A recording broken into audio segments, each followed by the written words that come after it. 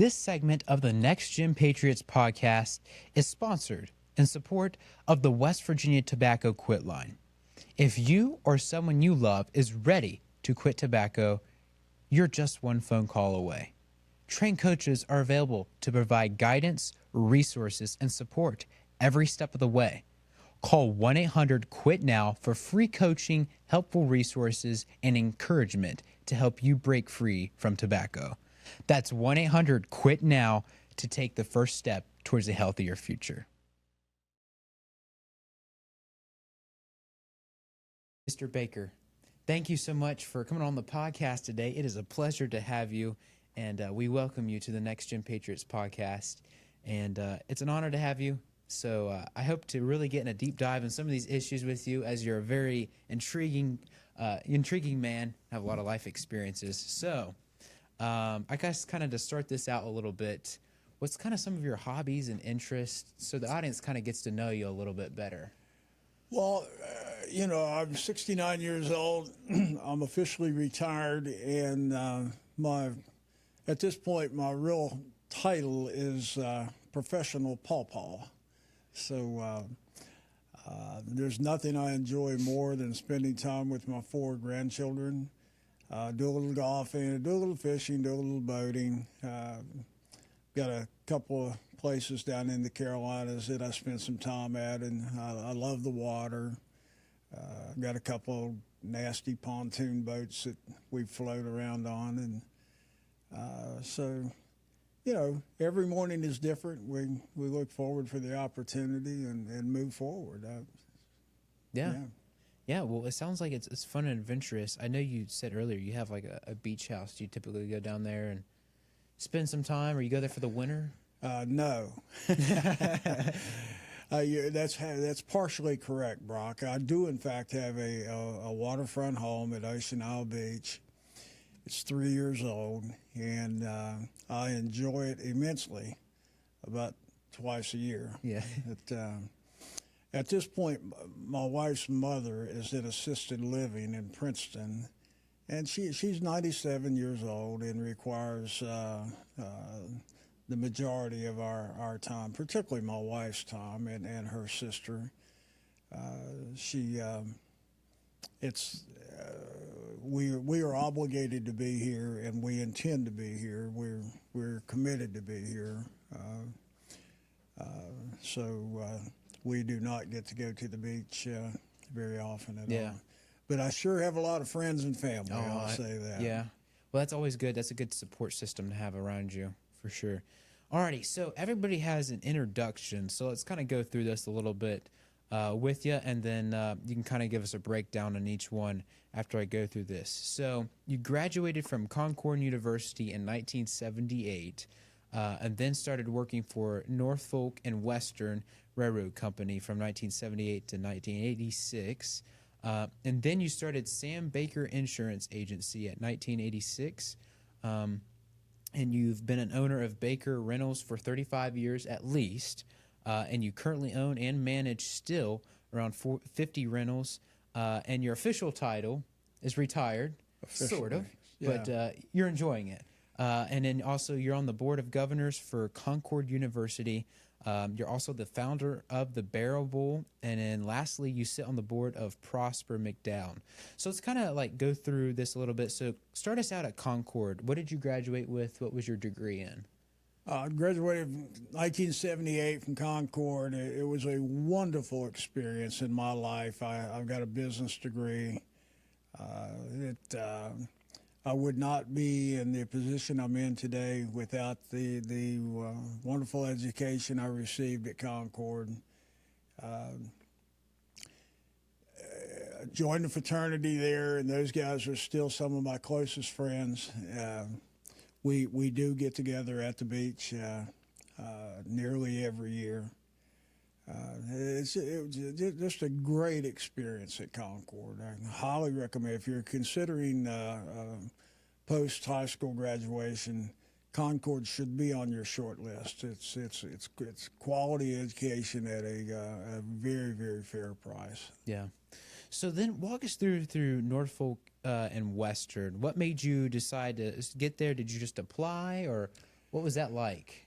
I got the opportunity to know General George Knuckles, and he actually had a small farm out on the Bluefield-Tazewell Road, and I helped him one summer throw hay bales onto a moving target.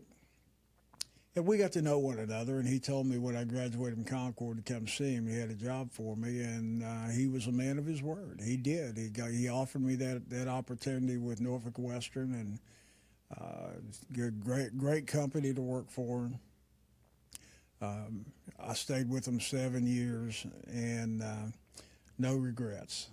Yeah, yeah. What did you do while you was there? It was an office job. I was a clerk. Okay. And we would do anything from hand out train orders, telling the engineers where the problems in the track were, to sweeping the floors, whatever it took. And but it was a good career, and Yeah. I'm grateful to have served 7 years. And, Yeah, you got good, valuable skills to what led you to where you are now. Well, it was at that point. It was a tough way of life, Brock. That's before pagers, before cell phones,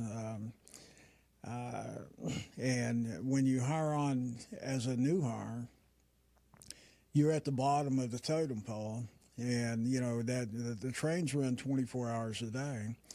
They could give you an hour and a half notice, and you had to be there. Now, whether it was 3 o'clock in the morning or 3 o'clock in the afternoon. Hour and a half notice, whether you've had any sleep, of no consequence. Yeah. You had to be there. Yeah. And you never really knew when they were going to call and say you got to be here. Yeah. I mean, it was a tough way of life, but you're well compensated and treated very fairly, and I'm grateful that for those 7 years. Yeah. So then you went to go on to start Sam Baker Insurance Agency. What led you to that?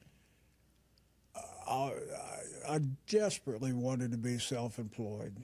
I made good money at the railroad. I had a good, secure future. I could have worked there 30, 40 years and retired, but that just wasn't in my DNA. I mean, I knew from a child, somehow, some way, I was going to be self-employed. And the fellow that I had insurance with at the time, his name was Charles Waybright, and he had a little office in Bluewell, and he retired. And it's my understanding there were 200 applications for that job, and I came in second place. Wow. And the lady that came in first place, by right, she should have been hired. And I keep in mind it was a different time, a different era. But life happens, and she sort of got disqualified, and I was offered the job and took it. And on my first day, I walked in. Number one, someone had broke in over the weekend and stole a bunch of things. Number two, I wrote my own car insurance policy that day, my own policy. And when I finished, I had a grand total insured of 1, and that was my own. And quite frankly, I'm not sure I even told the truth on that application, because I'd had an accident, sort of conveniently forgot. And that was the start of my career, and I was influenced by some great people. A gentleman by the name of Clell Payton from Chapmanville has been a wonderful influence on my life, and he gave me that opportunity and stuck by me when he probably shouldn't have, if telling the entire story. Yeah. And I stuck it out for 32 years and built a pretty nice agency.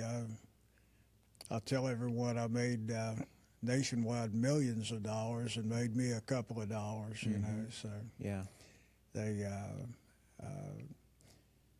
at one point, I had 8 nationwide offices. Wow.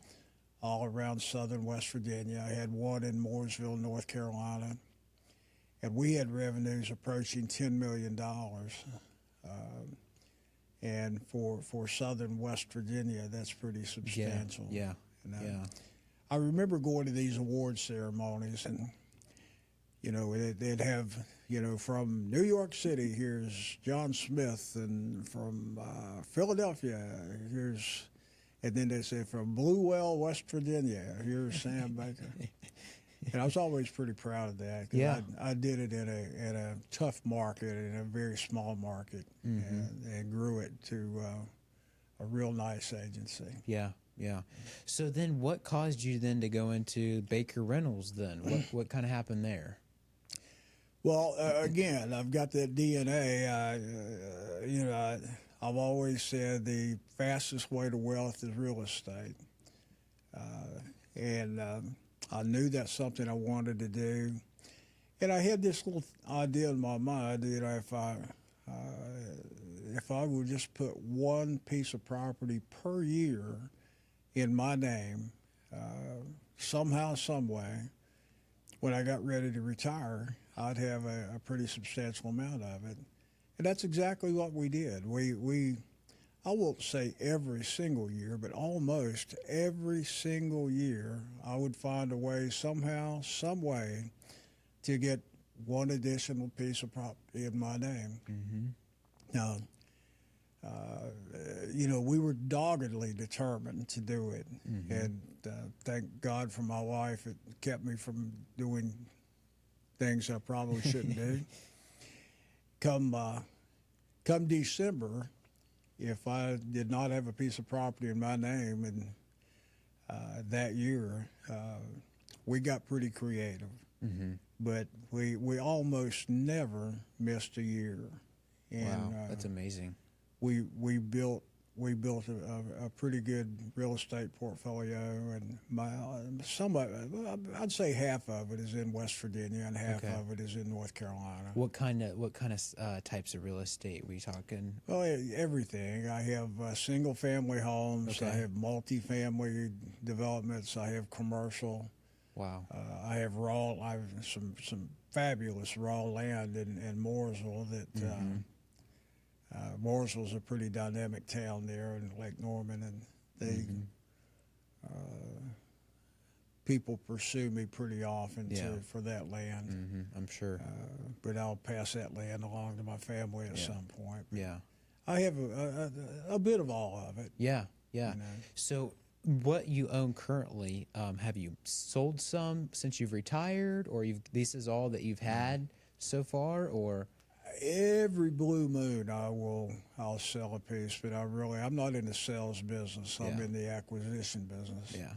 And even today, if we're looking at property right now, we're still doing it. Still, as I tell my wife, we're still out here bending nails. Yeah. I've got a project here in McDowell County, and I've got 2 cabins currently under construction in Mercer County.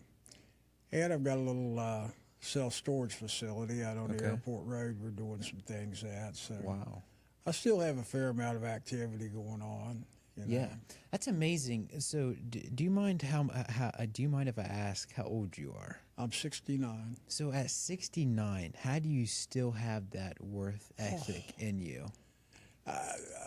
I love the process. Back when I was in the insurance business, I would go home at the end of the day. Even if I had a very successful day, I couldn't look at it. I couldn't feel it. I couldn't touch it. And when you're in the construction business or the real estate business, at the end of the day, if you've built a wall, you can touch it. You can feel it.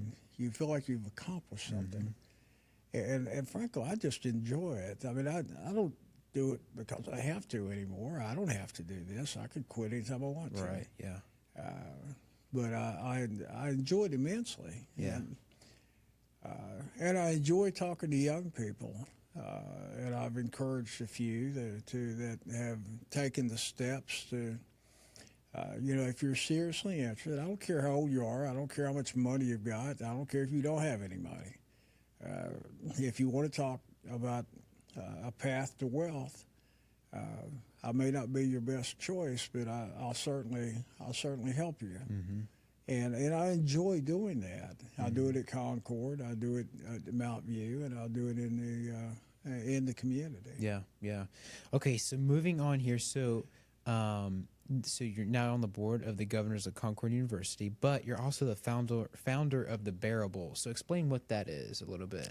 Yeah, back before your parents were born, we used to have quite the football rivalry between Welch and Gary. Okay. And it was tough. And the winner of that game gained access to the barrel. We called it a beer barrel, but really it was a nail keg. And they would paint it in either maroon and white or red and black and white, depending on who won the game. Well, when Mount View was created, the barrel disappeared. No one knew where it was. We down here at Welch and always thought that the people in Gary had it hid away somewhere. And I'm sure they thought the same of us. But a friend of mine named Mike Calloway, who's on the Board of Education here in McDowell County, was plundering through a safe in the old location, the Board of Education location. I think that's Maple Avenue. And found the barrel, and just hidden behind stuff. Yeah. So the thought come to me, where all the guys that played football, and I certainly did, we're all too old to strap them up, but we're not too old. Maybe we could play on the golf course and create some sort of relive that competition. And maybe even raise some money. So we did that 11 years ago. I thought if we could we do it at the Elks course in Princeton because the Gary Country Club doesn't have any carts or very few carts. I thought if we could get 30 golfers or so, that would be successful. We had 80 the first year. Wow. And we've had as many as 138 golfers. Now, that's a 9-hole golf course, so try that sometime. We actually do it, we have so many now, we do it over 2 days. And you have the local guys that play on Thursday, and then we almost always have folks come in from 8 states, sometimes more, but 8 states is probably the average. And we'll average well over 100 players. And I'm telling you, this is, and I'm super proud to say this, our fundraising efforts, and if you're on that board, by the way, you have to, we are so tight with the money, you have to buy your own board of executive board shirt. We don't even give those away. Every penny has come back to McDowell County. Wow. And we have currently raised and distributed back to various McDowell County charities in excess of $150,000. Wow, that's amazing. Yeah, it's growing. It's still growing today. Now, sometimes weather gets in the way, but it's an outdoor event. You have to expect it. But we, it's been a fantastic tourism event, social event. Yeah. And all the old guys get together up there, and it's amazing now that we're all in our 60s and 70s and 80s. It's amazing how much better football players we were than some of the guys tell stories. I remember when I was named All County. Well, I remember when you weren't even a starter. But there's we have outlived our peers, so I guess we can say what we want to say. We'll make it up as we go.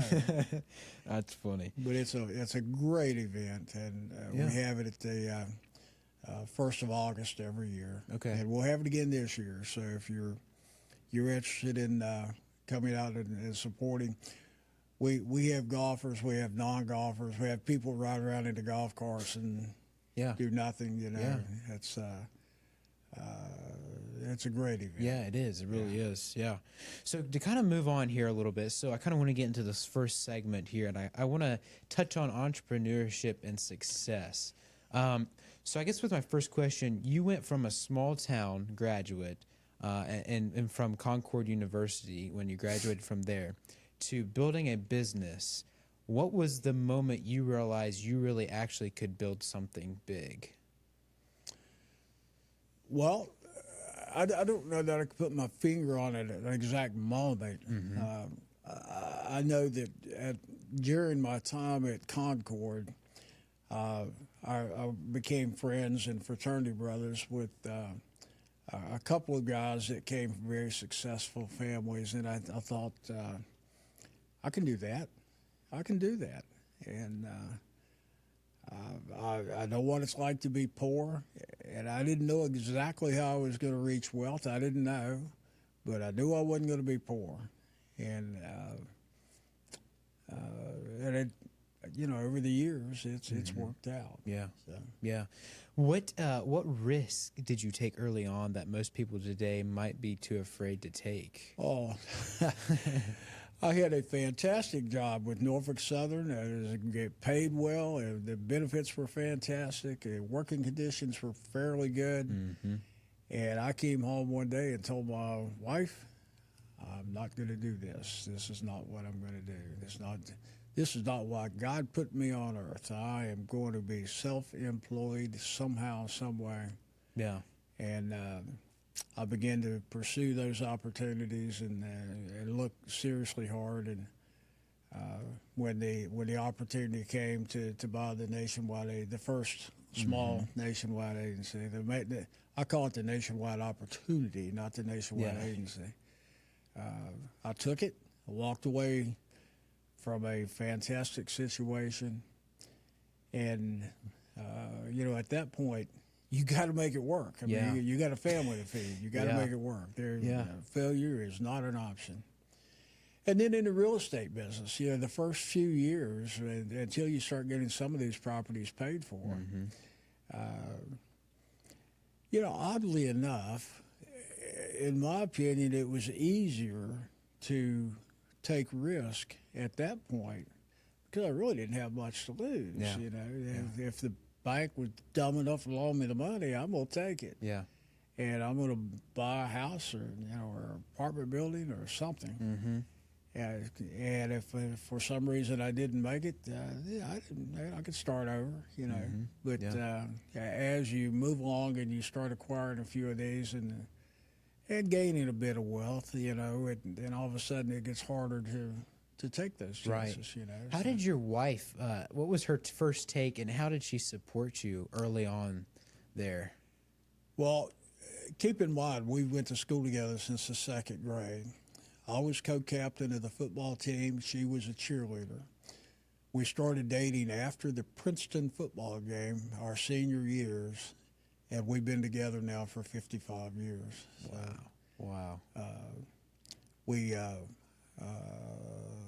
She graduated second in the class, and I graduated second from the bottom. So she's a whole lot smarter than I am, and it's been such a good partnership. Yeah. She keeps me grounded, and keeps me doing stuff that that I would probably years ago, I guarantee I would have done something that would have caused us financial ruin, which is not for her. Yeah. But she went to school. She became a medical technologist, and she worked for the first 5 or 6 years of our marriage until we started having children. Okay. And she has been a domestic goddess since then, and has been my partner in every stretch of the imagination. Yeah, that's amazing. So you had the vision, but really she helped support the backbone of it. Yeah, I mean, and really, she's great at interior design. So lots of times we'll buy these products. I have 8 or 9 Airbnbs, and I'll buy them, I'll rehab them, and then she'll come in and do the interior design work and tell me what I should and should not be doing. And then at that point, I have a younger brother who's a retired deputy sheriff in Roanoke, and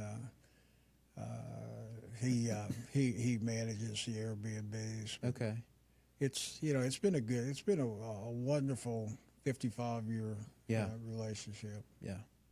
So kind of to move on here. So back then, you didn't have obviously social media, digital marketing. What was your strategy for building trust and growing locally with your businesses? Well, number one, you back then the Yellow Pages was the dominant media. I had a friend named Mark McNichol from Southwood here in Welch. He came in and he sold me on the idea of buying full-page Yellow Page ads. And in fact, back then they called them double trunks. That would be front and back, 2 pages. And I bought several. And they were very expensive. But their distribution was, every heartbeat got one. Mm-hmm. And so, I mean, we spent a ton of money on Yellow Page advertising. And I had other things. Any client that came in and bought something from me, I had this little program called Thanks a Million, and I had a little note, thanks a million for buying or thanks a million for the referral, and I'd put a West Virginia lottery ticket in there. That's back when the lottery first started. Wow. And that was one of those things where it was so successful I quit doing it. Yeah, but that's a really good strategy, though. Yeah. Yeah. Well, the Yellow Page, at the time was it was the dominant medium. Yeah. It was. Yeah. I mean, there's really no other alternative.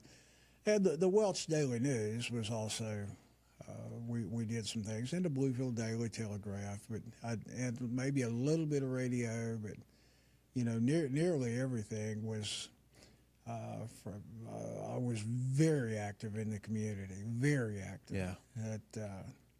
If there was an event, I wanted to be part of it, and for the most part, I was. Yeah, yeah. So when you've been in real estate for at least 35 years now, with nearly around 40 to 50 rentals, why do you believe in owning assets instead of just earning income, for those that may not understand that? Well, yeah. Number one, it's safe. I have bought properties for 35 or 40 years, and I don't know what the financial value of them are, but it's a lot. And of the probably 60 that I have bought over the years, I have lost money on one, and even that was just a very small, insignificant amount in Beckley. The income stream is great. Mm-hmm. The appreciation is great. The tax advantages are great. So I just think it's a wonderful path to success, mm-hmm. and it's something that anybody can do. I mean, mm-hmm. Trust me, when I started, and maybe we'll probably talk about this later, I assure you, I did not. No one gave me anything. Yeah. What's one lesson in real estate that has taught you that business alone you couldn't? Well, you want your properties to cash flow. Mm-hmm. That's when you're. I've got this model called 1-100, okay. And it doesn't hold true in every circumstance, but if I buy a property, I look at it and I want the potential rent to be 1/100th of its value. Now, they don't teach you that at Concord. I made that up entirely on my own, and it's just something I learned by doing it the hard way.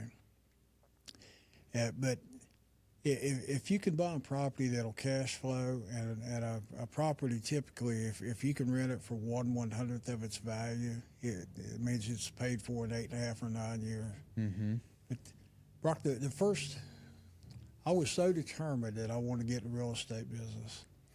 The first property I ever bought was a single-wide mobile home in the Beacon Trailer Court in Bluefield, West Virginia.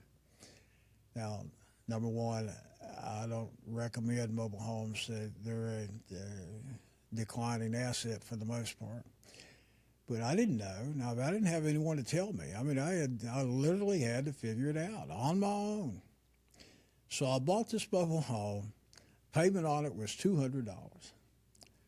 I had it rented for $210. And in my mind, I was Donald Trump. You know, I am on my way to billionaire status here just any day. You know, I had no concept of interest, which at that point during the Carter administration were 18, 19%. I had no concept of insurance. I had no concept of maintenance. I had no concept of anything other than I was making $10 a month. Yeah. And I learned pretty quickly that that's not exactly the best path to wealth. So, you know, frankly, we got rid of that and we moved on to single-family homes. And Yeah. so that's, yeah, that's it. Yeah. So if a young person is listening right now with big dreams but limited resources, what would you tell them? You can do it. I guarantee you could do it. You could start there. There's people that will. Number one, you have to seriously want to do it. You know, if you're driving a brand new vehicle or you're driving a vehicle that's 3 times your annual income, you're not going to do it. Because you're going to live for that vehicle or live for that credit card or live for that credit rating. If that's the path you're taking, that's fine. You know, frankly, vehicles have never done anything for me, ever. Every time I look at one, I keep thinking I could buy another house for that, you know. So, but if you're that person that lives for their vehicle, fine. God bless you. You know, have a good life, but you're not going to be wealthy. If you want to get in the real estate business, find a way to do it. I mean, I remember a couple of them. I found somebody in December that was willing to owner finance them. That you know, the fact that I didn't have any money to put down, or you know, I'd give you a car or something I had of value. So I'd give you anything. I want that house in my name by the end of the year. And if I had to sign my car over to you, that's what I'm going to do. And find someone to owner finance it. Another great way, find a duplex. You know, if you can find a duplex, you live in one side and rent the other, someone's going to pay enough to pay the entire payment. You know, so you're going to live free, and someone else is going to pay for your property. Yeah. So, but there's multiple ways. But you know, I don't care what your life situation is. If you can, if you have your health and you have the absolute heart to do it. And sometimes you got to do without, you know, you got to do without. It's a long-term play. You're not going to get immediately rich. You're not. But, you know, over the course of your life, if you're seriously in real estate, you're probably at some point you're very likely going to be successful. Yeah. So let's kind of take a break here for a minute here. So tell us a little bit about the story of Mr. Taylor. Wonderful. Yeah, this is a story that's near and dear to my heart. It says so much about the people here in McDowell County. And my mother was a checkout girl at Deskin's Supermarket, where Save-A-Lot is now. She made $1.65 an hour, and had 3 teenage boys at home, which I was the middle one. And so we know what that lifestyle is. The owner and editor of the Welch Daily News, his name was Roland L. Taylor, and everyone called him Rolo. He was a crackerjack. I mean, love him. Well, I got word my senior year in high school that Rolo Taylor wanted to talk to me. And honestly, I thought, this couldn't be good. He's the editor of the paper, and I'm a snotty-nosed kid from Hemp Hill Bottom in a $55 a month apartment, of which we sometimes couldn't pay for. This couldn't be good. So I actually avoided him for well over a month. Finally, one day I got my nerve up and I walked into his office, and he sat down. He had this beautiful wooden office, and he knew my athletic background, and I'd played little league baseball for him, and he called me Sammy Joe. He said, "Sammy Joe, what are you going to do with your life?" And well, I'm 17 years old. I'm going to drive a fancy car, and Taylor, I don't know. I imagine I'll get a job in the mines like all my buddies. He said, "If I paid your way to Bluefield State for the first year, would you go?" And I was looking around for the candid camera. This couldn't be true. Yeah. And I said, "Yes, sir, I'll do that." Well, he picked up the phone. He called Bluefield State, and he said, "How much would it cost to send a young man up there for 1 year?" And they said $500. And in 1978, that's what it was, $500. That was tuition, books, and everything. That wasn't housing. Right. About a week later, I stopped by, and he wrote me a check for $500. I had never seen that much money in my life, ever. I mean, couldn't believe it. Had my name on it, $500. So I took that money. I went to Bluefield State for the first year. I did what I told him I would do, and I ended up transferring to Concord. I just thought the opportunity, in my opinion, at that point in my life was better, and it's worked out. So I made myself a promise that, the impact that man had on my life, without that $500, I guarantee I would not. I didn't have gas money to drive to Bluefield, let alone go to college. Yeah.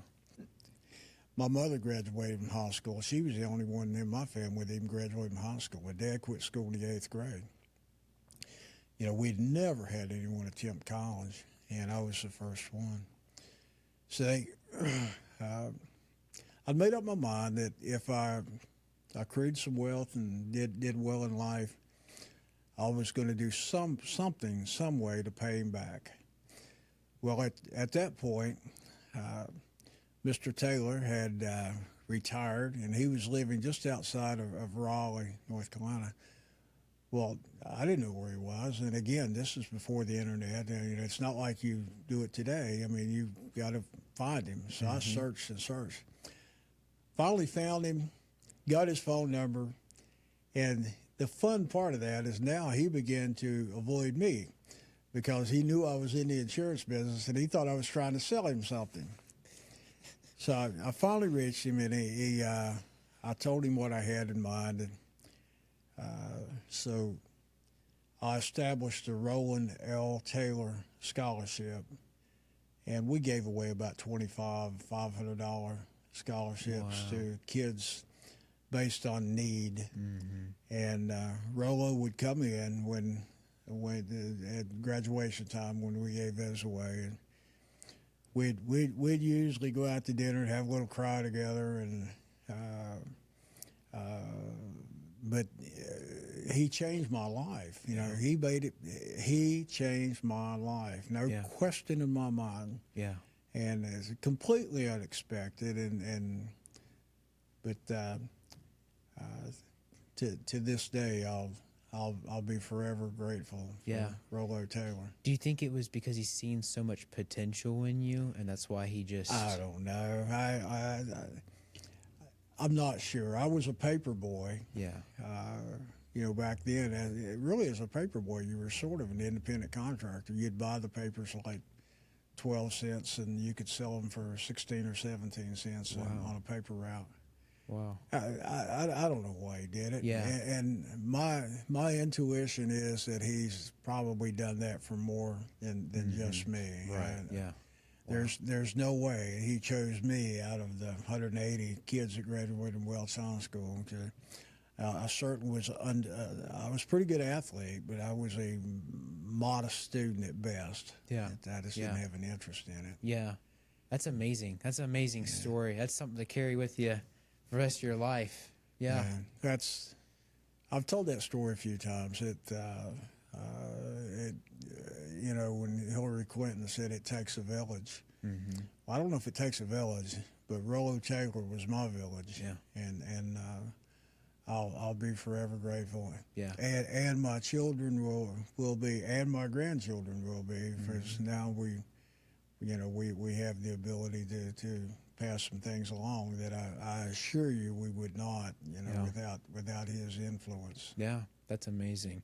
So I kind of want to go into giving back to your community, and we've had this discussion with other people before on the podcast, actually, but I kind of wanted to get your take a little bit since you've got a different perspective with your business background. So at what point did you realize success wasn't just about building wealth, but about making an impact in your community? Well, yeah, again, that to me, that goes back to Rollo.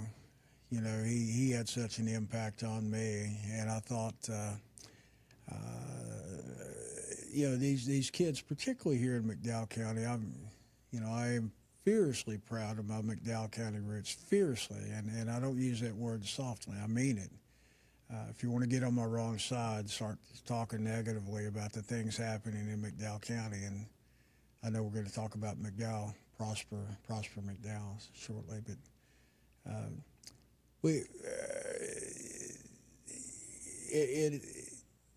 it's such a wonderful feeling to have the ability to have influence over some of the children or young adults that were probably in the same family situation with parents divorced and single mother, and probably similar situations. And it's a true blessing to be able to reach out and help some of those people, and I'm extremely grateful to do it. Yeah. So back then, it may have been a time where presence and building locally, but today it's more of social media influence or ideas. So how do you see that as a difference? Mainly, just not in that, but how do you see a difference just in how it was giving back then than it is today? Well, your social media, Facebook, X. Instagram. I mean, they've made it so much easier. If you have a program or something you want to promote, you make a couple of posts and ask people to share it. I have almost 5,000 Facebook friends. The process is significantly easier than it was back, before any of the social media things came along. Back then, it was tougher for sure. Yeah. What's your advice to someone who wants to make an impact now, not 20 years from now? Well, where's your heart? If your heart is wealth building, build wealth. If your heart is sharing, share. I expect folks of modest means typically share a greater percentage of their wealth than folks of substantial means. So, whatever's in your heart. There's so many opportunities here in McDowell County right now that if you have the heart and the ability, there's a medium to do it for sure. Yeah. What's one principle from your generation that you think this generation needs to bring back? Well, I'm going to get in trouble for saying this. My mother would have been much better off on welfare, and she absolutely refused. The government didn't create my three sons, and the government's not going to support my three sons. Today, there's a great number of places that if you choose to receive benefit of some sort, that you can reach out and receive them. And I'm not saying it's a bad thing, but I'm saying that in my youth, we only had one way, and that was food stamps and some sort of welfare program that my mother refused. And today, I think folks would live a better quality life if they would choose to go in a different direction. Yeah. That's a good take. That's not really often perceived with something like that, but yeah, that's a good take. So, as a closing question, this is a good deep question from you here. But how would you define success in your own words? Well, there's levels of success, Brock. I mean, are you talking about? I'm successful because I have a wealth of good, close, personal friends that I can count on if I need something. I'm successful in my marriage and my family, and because both of my children have gone on to be quality adults, and they're both in the real estate business, by the way, in North Carolina. And there's a financial piece to it, and people say money doesn't create happiness. Well, I'm not so sure that's true. I'm pretty happy. That I've had money and I've not had money, and I can tell you I'm happier when I have money. So there's two sides to it. There are multiple layers of happiness and success, but money is not the entire equation. Right. Live a good, quality, balanced life, and love your community. Love McDowell County. Love West Virginia, and I love Welch. It was so incredibly good to me and my family growing up and in my business. And I will be forever grateful. Yeah. So to wrap this up, I want to talk a little bit about your efforts here in McDowell County for those that are local and from West Virginia. So talk a little bit about Prosper McDowell and talk about how you're involved and what you do there. Well, it's a relatively new organization. Delegate David Greet is the president. We've come to the conclusion that there's so many organizations that are working for the good and the common benefit of McDowell County. Lots of times they don't even know the other exist. So we want to be the tube, the liaison to coordinate between those groups.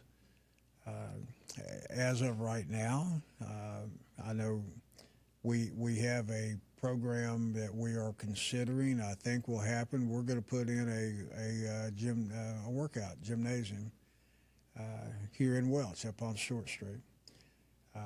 We are working very hard to create a public newspaper, a weekly newspaper. We can't depend on the Welch, the WVVA or the Bluefield Daily Telegraph. There's not a white knight that's going to ride in on his big white horse and save you. I mean, it's not going to happen. We have to save ourselves. And Prosper McDowell is going to coordinate the efforts between those various groups. And there's 6 or 8 of us that are a part of that community. And I was introduced to it primarily through my efforts at the Big 4 Motel that I bought 6 or 8 months ago, and I currently have under rehab. But Prosper McDowell is going to be a good organization with good leadership, and I'm telling you, good things are going to happen. This ATV industry, people in McDowell County have done so much with so little for so long that when the economy does turn, and it will turn, now maybe not in my lifetime, probably in yours, this ATV industry is, these folks are going to do fabulous because they've learned how to do a lot with a little. Mm-hmm. So, yeah. And I think Prosper McDowell will help coordinate those efforts. And, you know, one thing that I would love to happen in my lifetime, I would love for one of my grandchildren to call me, of course, my oldest one's only 8 years old, and say, Papa, I've made the life decision that I want to raise my family in McDowell County. That would make me incredibly happy. Mm-hmm. And I'm not so sure that won't happen. Yeah. I mean, it might. Yeah. But through the efforts of the good people here in McDowell County, the good leadership we have, Prosper McDowell, good things are going to happen in McDowell County. And if you're an investor out there looking for an opportunity, McDowell County would be a good choice. Yeah, yeah. So as we close it up here, where can people find out how to register for the Barrel Bowl? How does that work? Yeah, well, we're primarily on Facebook. Okay. Becky Riggins is the current president and has been the last few years. Okay. If you want to play, you don't really even have to register. If you just show up, I mean, we give away free hot dogs and soft drinks and tell stories. And but you know, if you're interested in becoming a sponsor, which we have great sponsors, if you're interested in playing, you know, it's we are now the largest charity golf tournament from Charleston, West Virginia, South. Wow. And you know, we started out just as an idea. Yeah, yeah. So, you know, you can check with me, you can check with Becky Riggins, check with any member of our executive board. We have 10 members on the executive board. Yeah. And if you want to play, we'll trust me, golfing is secondary. Most of our golfers don't keep score; they keep track of the wounded. Yeah, yeah. You know, so that's how it is. Yeah.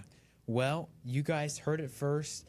So check out the Barrel Bowl if you're interested on Facebook. But seriously, it's been a pleasure and honor to have you on the podcast, and thank you for taking the time. And so we appreciate it. So until next time, we'll see you guys in the next one.